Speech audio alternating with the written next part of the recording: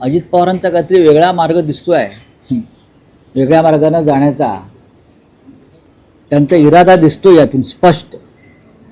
भारतीय जनता पक्ष खातो आहे आणि त्यांना खाणं सोयीचं व्हावं म्हणून इतर पक्षातल्या खाणाऱ्यांना त्याने आपल्या पक्षात घेतलं आहे. इतर पक्षातल्या खाणाऱ्यांना.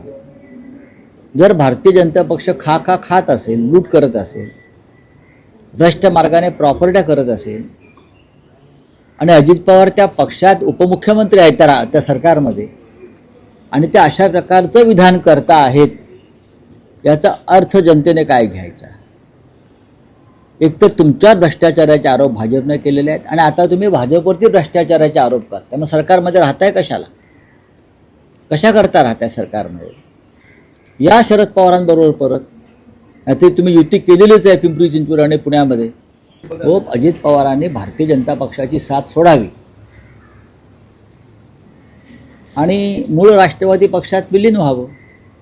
अमित शहानं दिलेला पक्ष त्यांच्या हातात तो मूळ राष्ट्रवादी नाही हे त्यांनाही माहिती आहे. मूळ राष्ट्रवादी काँग्रेस पक्ष हा सन्मान्य शरद पवार साहेबांचा आहे. मूळ शिवसेना ही माननीय उद्धव ठाकरे साहेबांची आहे. पण अमित शहांच्या मस्तीपायी आणि माजोरडेपणापायी हे दोन्ही पक्ष दुसऱ्यांच्या हातात त्यांनी ठेवले.